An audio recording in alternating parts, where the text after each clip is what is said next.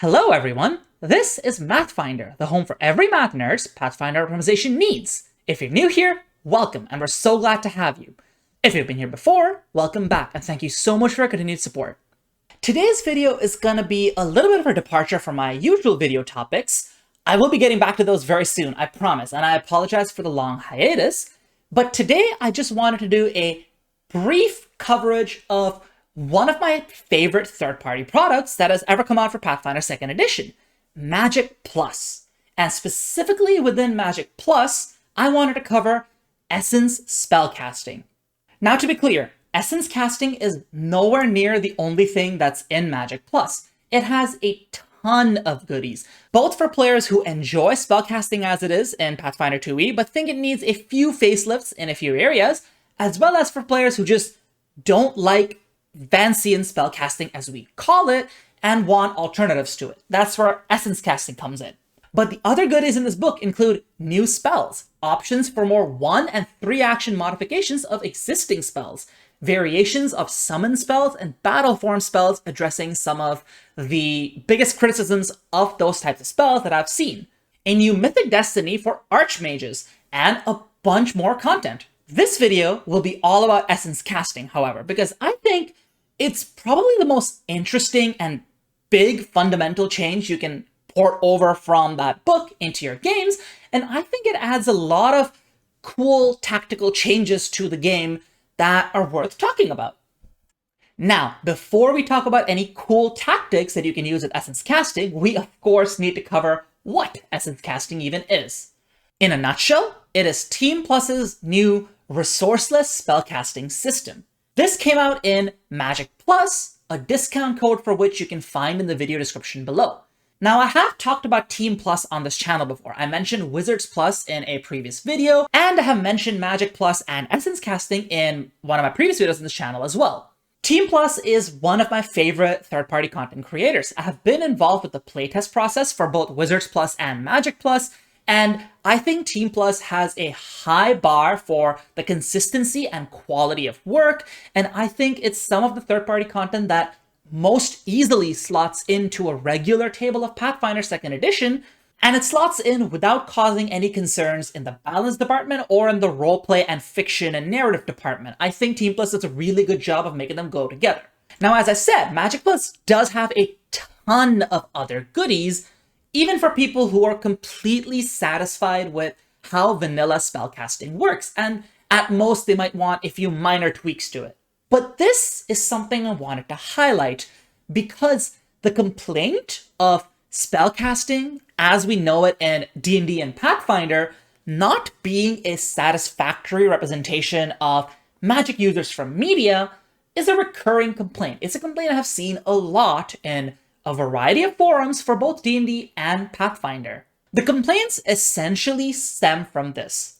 What we know as spellcasting today inherits from Vancian spellcasting, which would be most closely associated with what we call prepared spellcasting today in Pathfinder 2nd Edition, and because of that, it has this notion of exponentially scaling slots of magic that you can use maybe 3 times a day before your most powerful things are tapped out. And that doesn't mesh with a lot of fantasy media.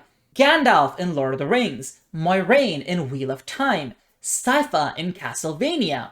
All of these spellcasters that you see, even when they're doing things that fit the aesthetic and narrative and tone of Pathfinder and D&D, it feels like the magic is just a few too many layers of abstraction away from what they're doing. Even when there's the notion that as the day goes on, they can get tired and feel strained, it's not so discretized and absolute as it is in the spellcasting system, and that rubs some people the wrong way.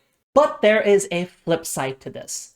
When you make a resourceless spellcaster in Pathfinder, say the Kineticist as an example, there's this idea that they're not casting real spells, that they're not casting actual factual fireball, they're just casting a weaker fire spell like Flying Flame or something else. And of course, this makes perfect sense from a balanced perspective because you can't make a Kineticist that casts actual factual fireball and then is also balanced with the people who can only do it 3 times in a day. Either the kineticists would be too weak at casting it, or they'd be as strong as the spellcaster, but then the spellcaster is too weak because why are they only doing it 3 times a day? You can actually see this with specific variants of the kineticist. For example, Timber Sentinel is viewed as a brokenly powerful spell in the hands of a wood kineticist, and yet Protector Tree, which costs a resource, is not viewed as such when it comes from a druid. And that's why I love essence casting so much. It manages to square that circle.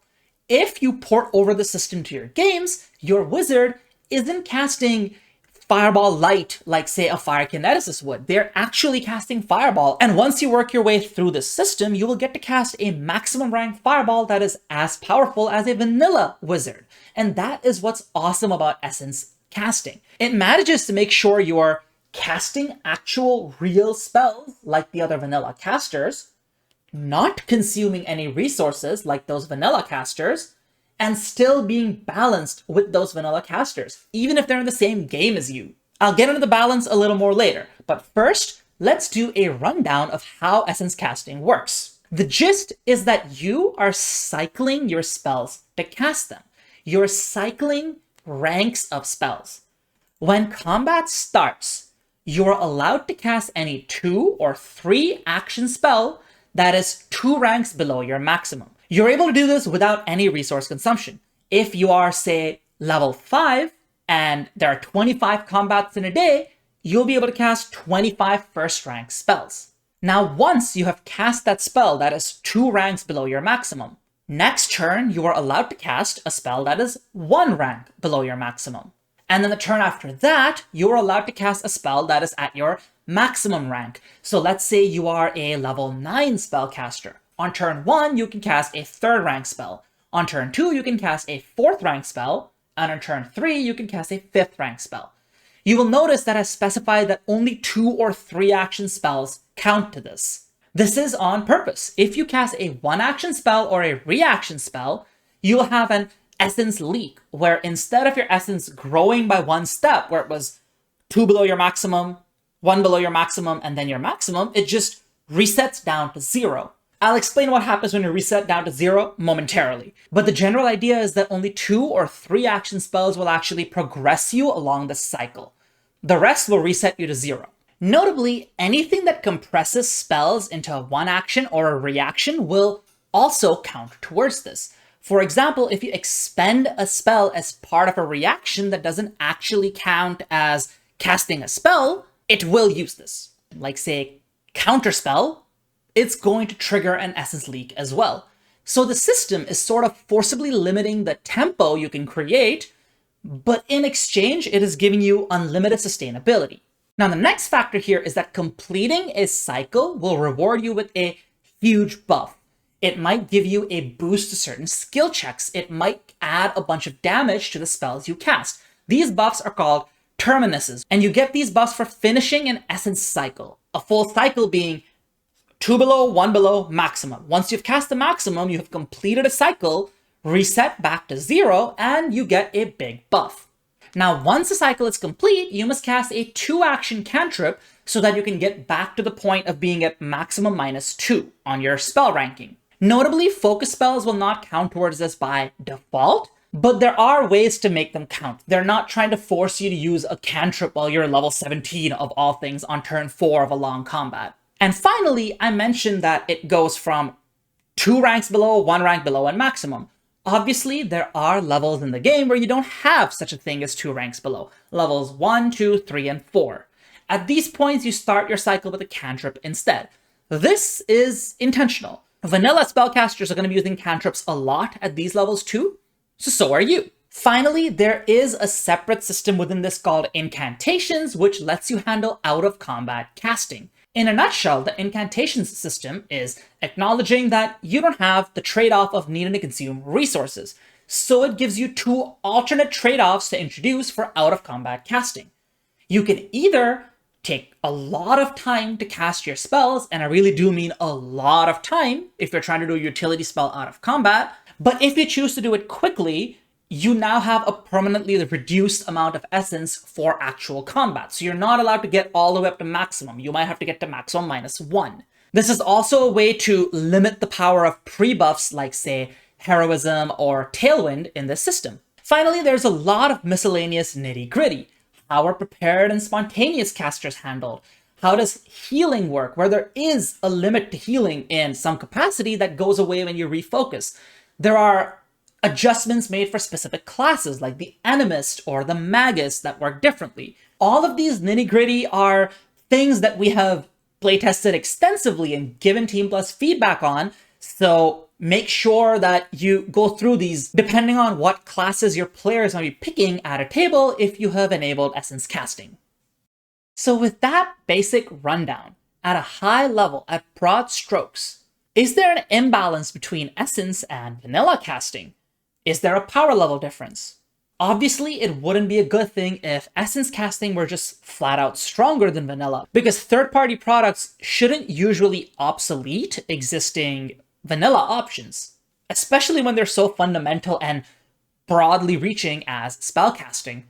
On the other hand, I have seen some folks argue that vanilla casting is just flat out stronger than essence. I have seen people say that essence casting is too weak to be worth it. I don't think either of those is true. I think what's happening here is that there is a degree of table variance, and Magic Plus acknowledges this. There's a whole sidebar on whether essence casting is good for your tables or not, but essentially I think there's a minority of tables where vanilla casting is just stronger, there is a minority of tables where essence casting is just stronger, and then for most tables they should be about equal. So first, when is vanilla casting stronger? One of the biggest reasons to perceive vanilla casting as stronger would be if your GM loves using extreme or harder encounters. This may not be obvious to everyone, and if it's not, I recommend checking out my video on the role of a spellcaster in Pathfinder 2nd Edition, but the gist is that the very hardest encounters in Pathfinder are designed to require resource expenditure. And that resource expenditure needs to come up front, and it's usually about as powerful as a maximum rank spell slot. And if it doesn't come early, the encounter might swing rapidly out of your control, and essence casters cannot bring out their big guns on turn 1. They can only do so on turn 3. That is where vanilla casters will probably have a sizable advantage in extreme fights. Now, to be clear, in vanilla, this is also true for just casters versus marshals and kineticists. If you have spell slots and if you have your maximum rank spell slots, you're the big gun that makes extreme and harder fights winnable. So this factor all by itself cannot make essence casting unviable, just like it doesn't make marshals unviable. The next factor is that perhaps your GM likes having a very small number of combats per day. This often goes hand in hand with those combats being harder and more meaningful, like moderate, severe, and extreme difficulty only, and because there's so few of them, you and the vanilla casters will probably be casting roughly as many spells in any given day of roughly the same ranks. The difference is the vanilla caster will have exactly the spell they want on exactly the turn they need, whereas you would have to wait till turn 3 for your biggest guns. So again, a downside that you will perceive.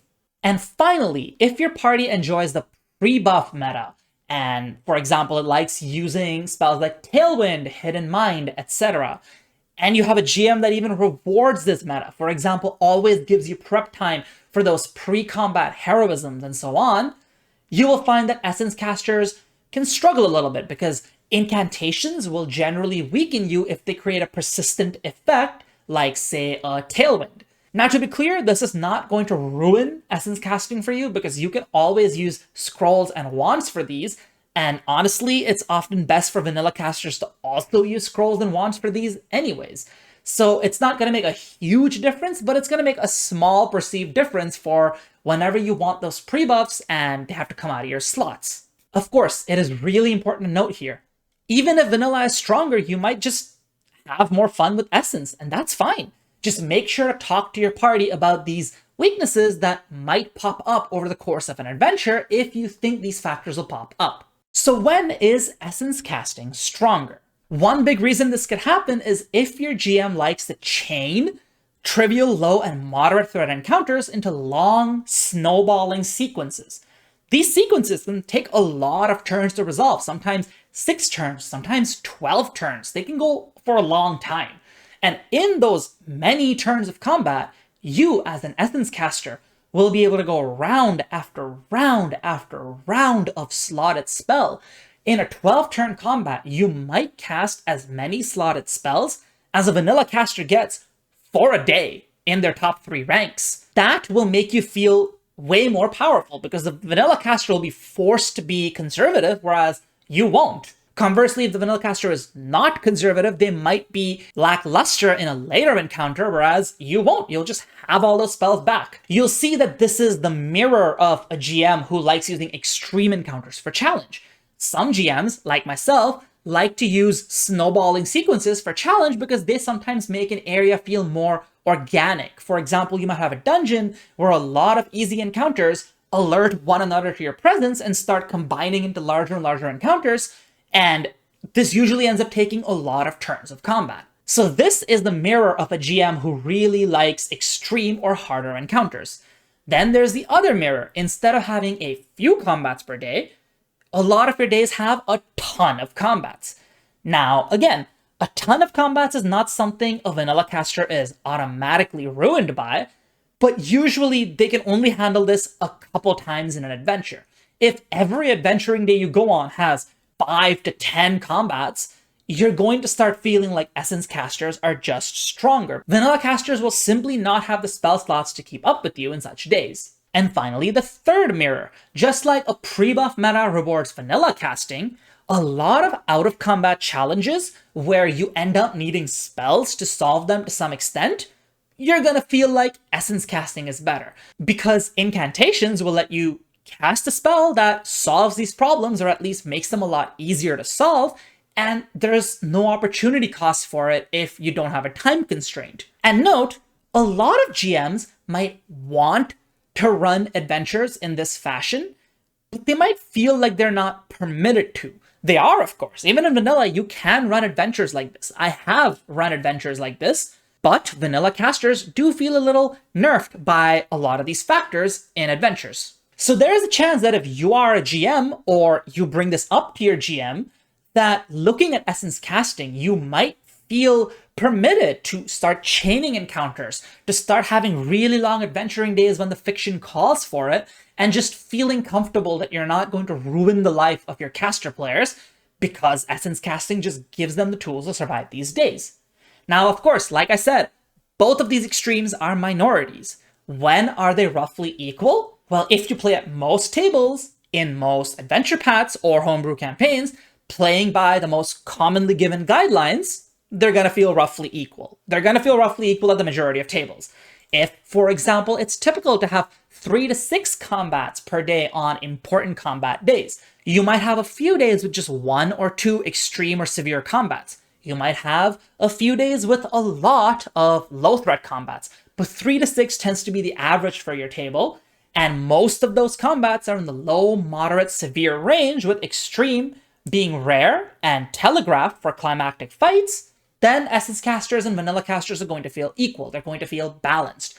There was a lot of playtesting done to make sure that at this sweet spot that most tables play at and the guidelines encourage you to play at, both of these systems are going to feel balanced. And they do. They feel great in practice. You can play an Essence caster and a vanilla caster both at the same table, and they will both feel like they're contributing in different ways at different times of day on different days, but as equals. I have playtested this at my own 7 Dooms of Sandpoint game, and it's run great.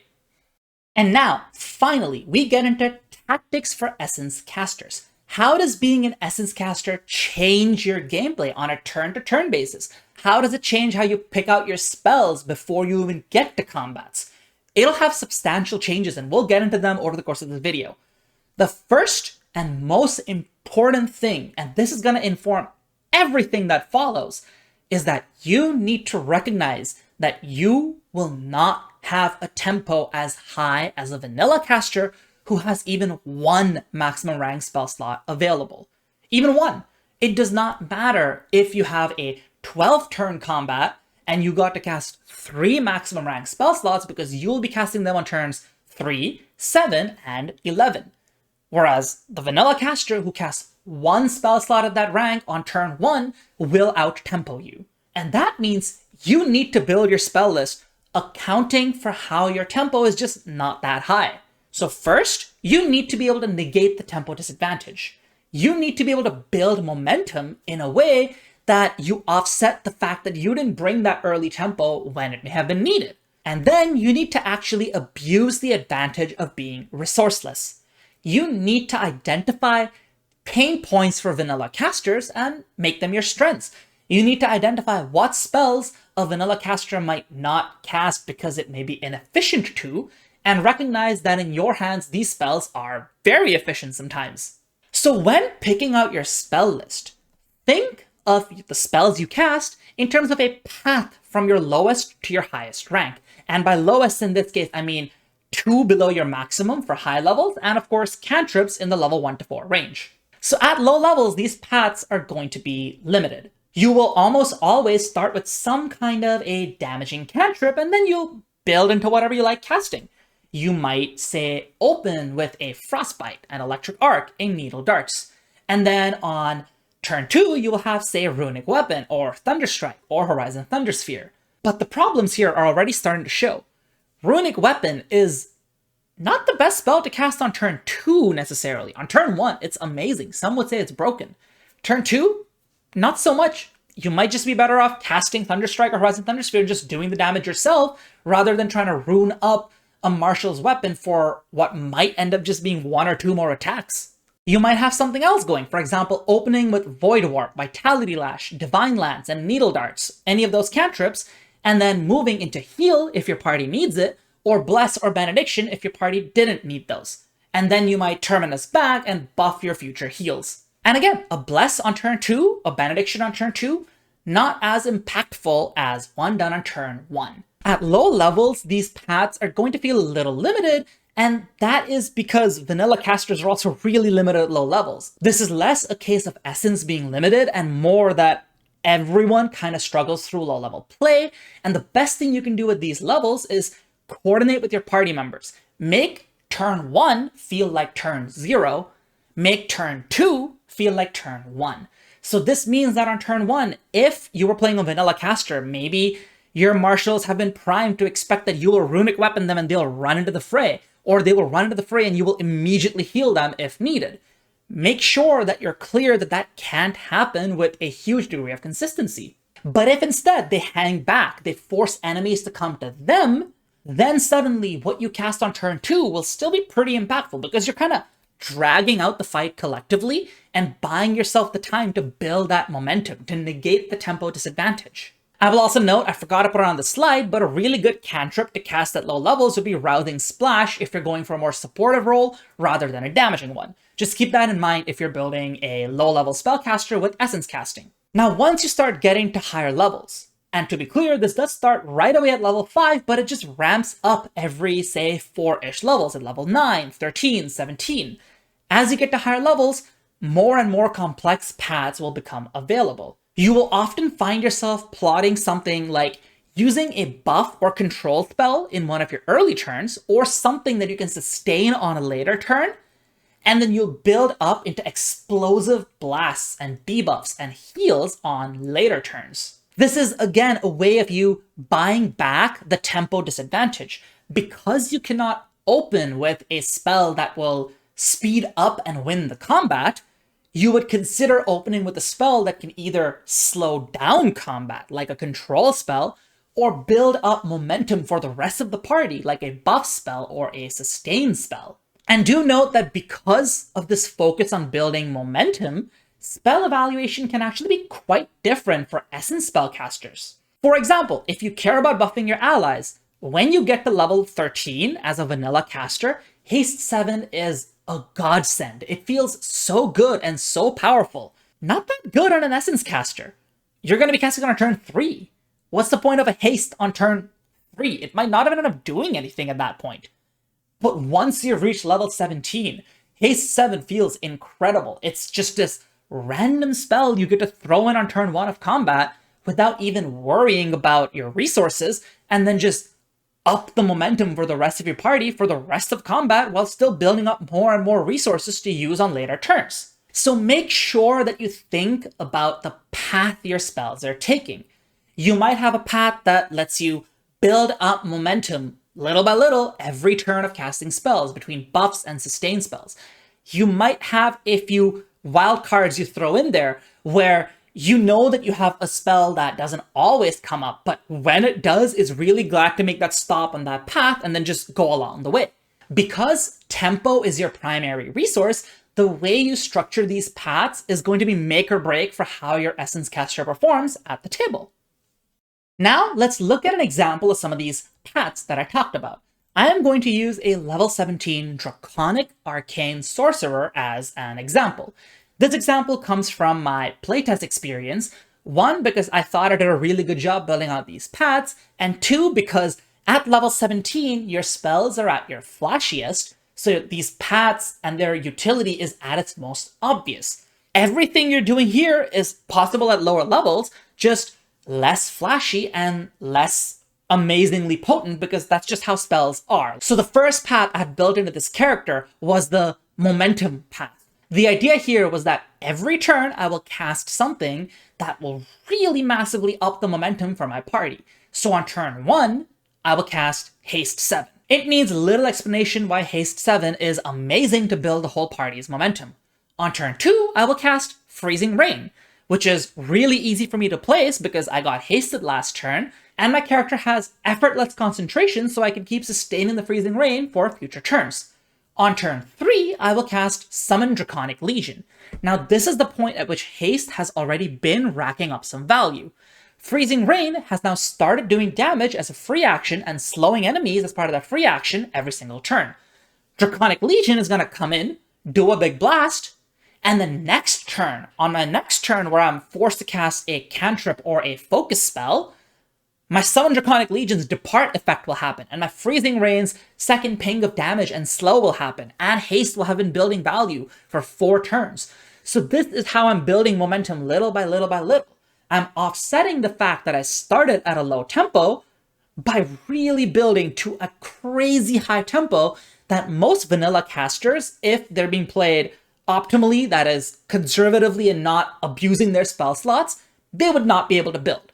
A vanilla caster in the same situation would have probably cast 1 or 2 of these spells and probably spent a couple turns using focus spells or much lower ranked spells that are evergreen to some extent, or something along those lines. Another path I had built into my character was the stalling path. I would open with a wall of stone. I would just wall off combat. This was sort of my Hail Mary for extreme combats, because extreme combats, like I said, require you to open with those max rank slots, but you're not allowed to use those max rank slots in turn 1. So this path was built to make turn 3 feel like turn 1. I would open with a wall of stone, block off some enemies.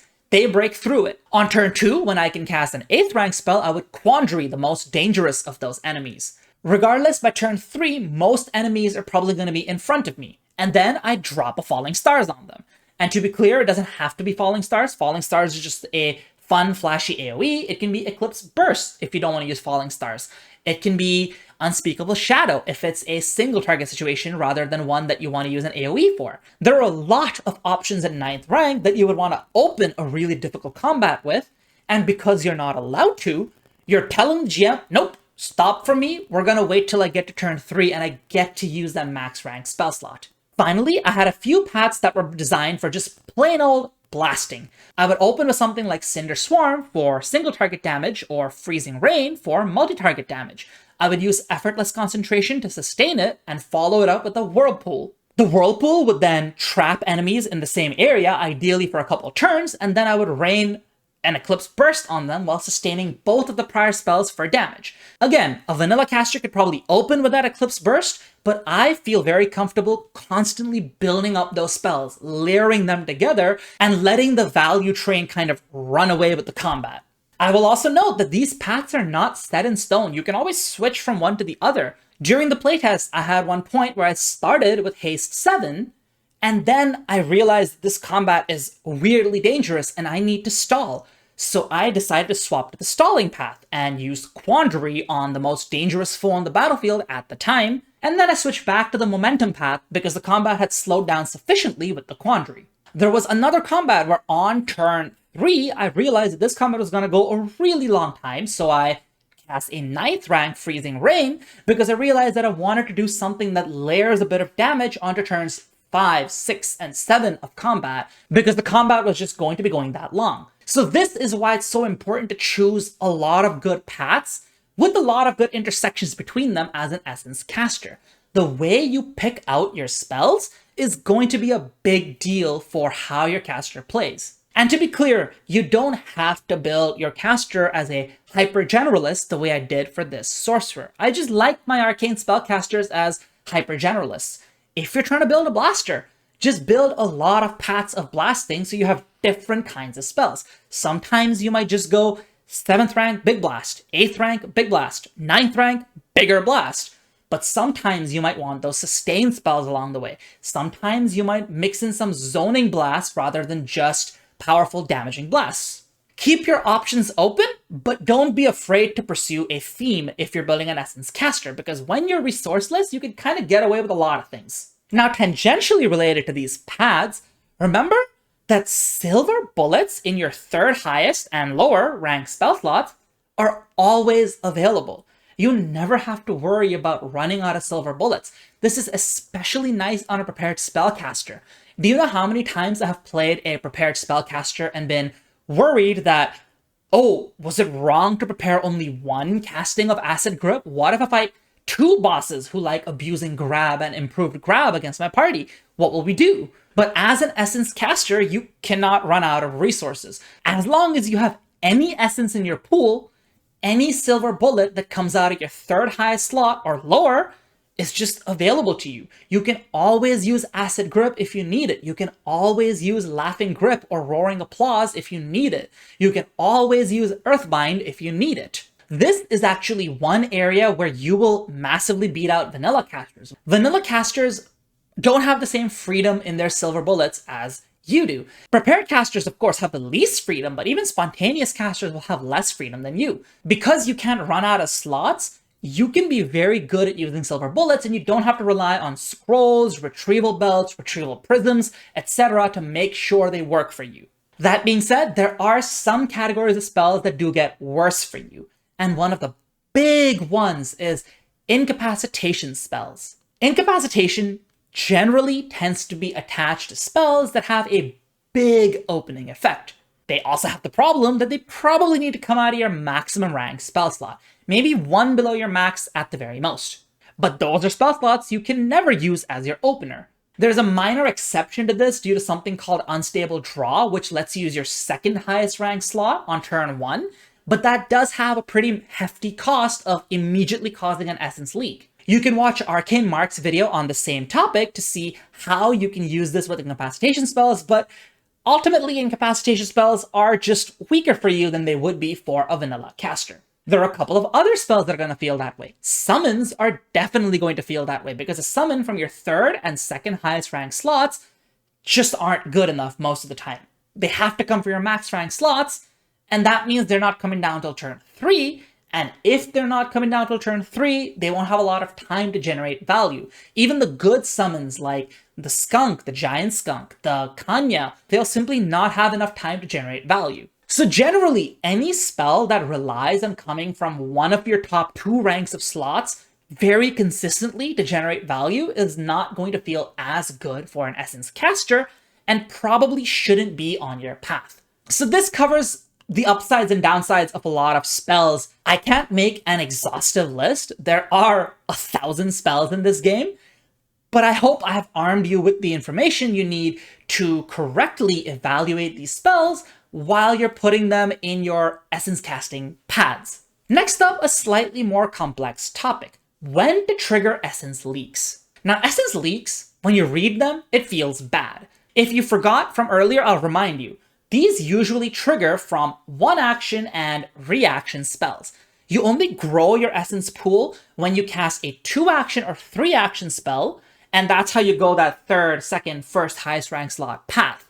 But if you use a one action or reaction spell, you will trigger an essence leak. You will go to 0 and need to cast a cantrip to get back to your third highest rank. Now, despite how bad that might feel when you read it, remember, action efficiency is inherently an upside. All you have to do is simply weigh when this upside is actually worth losing your essence for. And it's going to happen. There are going to be cases where it is objectively correct to trigger an essence leak just to make sure you get the upside of efficiency. As a very, very, very, very simple example, if you ate a crit and you're about to go to 0 HP, you should probably cast Wooden Double. It is not going to feel good. You're going to have an essence leak. You know what's worse than an essence leak and being forced to cast a focus spell rather than a slotted spell? Being unconscious and being forced to roll recovery checks. So there are going to be cases like this where obviously you need to use your reaction and it's going to cause an essence leak and it's just what you have to do. A slightly more complex example. What if you have Amped Ignition, whether you're a psychic or you just have Psychic Archetype, which is a pretty common thing to do. Do you Sure Strike it? Amped Ignition is a ton of damage. I have played a wizard with Amped Ignition, and Sure Strike followed by Amping Ignition is just a play pattern I use a lot. Doing 150 damage off of a crit feels really, really good. And if you're a psychic, and if this is your Unleash Psyche turn, it's going to feel even better. In this case, you have to evaluate, is the increased chance of a hit or a crit that much likelier to convert something from an enemy being at low health to an enemy being out of the action economy? If so, it's probably worth it. If you can fully take an enemy out of the combat, then you definitely don't care if you cause an essence leak along the way. So this is one of those more subtle examples of when you might want to cause an essence leak. And finally, a really complicated example. When is it worth it to counteract enemy spells? Remember, counteracting consumes a spell slot as a reaction, which means it's gonna cause an essence leak. When is it worth it? Well, this is something you would probably evaluate on a spell-by-spell basis. Remember, enemies casting spells generally tends to be rare in the first place, so this is gonna happen in a minority of encounters, and when it does, you're gonna have to really think about it. If you're countering something big like Vision of Death on a low HP ally, or you're countering something that might confuse a bunch of your allies or slow a bunch of your allies or turn off everyone's reactions, you might want to consider just biting the bullet and taking the essence leak. It's going to feel bad, but it might feel a lot worse if whatever the spell is kills a party member or hits you so hard that you're not useful for the next few turns anyways. So don't neglect reaction and one-action spells. Just because they trigger essence leaks does not mean they're bad. They're still a part of your toolkit. They still inherently have an upside over two-action spells, especially when they don't consume a resource. So think about them. Think about when you weave them into your turn and think about when you ignore them. And finally, I wanted to talk a little bit about what it feels like to play essence casters and vanilla casters in the same party. And the truth is, it kind of feels great.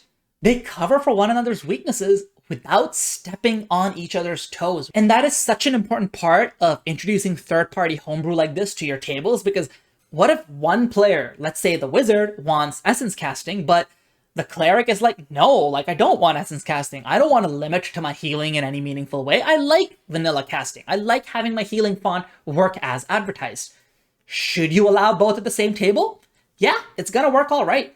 Remember earlier when I talked about essence casters and vanilla casters being weaker or stronger than one another at a minority of tables? It was a minority because only a minority of tables would have the case where there are a ton of super long adventuring days or there are a ton of super short adventuring days. Only a minority of tables would have an overuse of extreme encounters or an overuse of chained encounters. The truth is that at the majority of tables, most adventuring days are going to fall somewhere in between, with a few skewing to one end and a few skewing to the other. So all that's going to happen is that when something skews to one end, the essence casters at that table are going to feel better, and when it skews to the other end, the vanilla casters at the table are going to feel better. So for example, vanilla casters can elect to go Nova when needed. They can do so on turn 1 of a very difficult fight. They can overspend slots on a fight, even if it's theoretically easy, if just pure bad luck or weird enemy abilities have caused it to go south. So this means that a vanilla caster in the party can just fundamentally cover for the essence caster not pulling their weight in such parties. You don't necessarily need both casters to simultaneously go Nova. Conversely, the essence caster can make sure that the party can plan around a really specific spell. That level 17 party that had my sorcerer at the table could rely on having a rank 7 haste in every combat. If there were 10 combats, all 10 of them, they could have a rank 7 haste unless I truly thought there was something better than rank 7 haste to do on turn 1. So simply having this essence caster here changes the way the whole party's dynamic goes. This also taxes the vanilla caster slots less. They may not even bother preparing a spell like rank 7 haste, and they might prepare a spell that you're not the best user for because you can't predict when you're at 0 essence and can't cast that spell. Then there's another set of differences. In the same party, a vanilla caster can be the one applying pre-buffs, whereas the essence caster can just be incanting their ways through out-of-combat problems as long as there's no time constraint. And the vanilla caster just doesn't have to worry about it that much. They can just use their skills to interact with the problem and save their spells for combats and pre-buffs, and or for time-constrained emergencies. Vanilla casters are obviously better burst healers, because essence casting has a built-in limitation to how much healing you can do before you need to refocus. Essence casters, on the other hand, are better sustained healers because there's no such thing as wasted healing with them if you get a refocusing moment later. And obviously, they're just excellent out-of-combat healers. And this can mean that your party doesn't need, say, medicine or focus spell healing if you have an essence caster. So in a lot of different ways, essence and vanilla casters can complement one another, and they can really make the whole party feel stronger and more well-rounded if they make sure to work together. And finally, make sure you coordinate with the marshals in your party. I talked about this a little bit when I was talking about low-level play especially. The more your marshals are able to work with you to make turn 2 feel like turn 1, or even turn 3 feel like turn 1, the better you're going to feel as an essence spellcaster.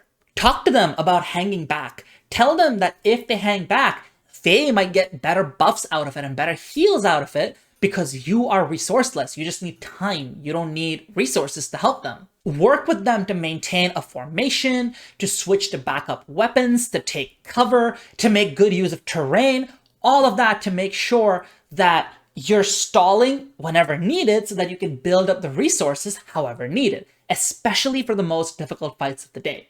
Severe fights are going to feel like a real challenge as an essence caster, and extreme fights are going to feel very swingy if you're not coordinated with your marshals. So make sure you're doing that. Make sure you're always talking to the other players at your table on how to deal with things that are a challenge for you as an essence caster. This is something that casters should just generally be doing. Even vanilla casters should coordinate with marshals to make sure that the casters are able to make efficient use of their own resources.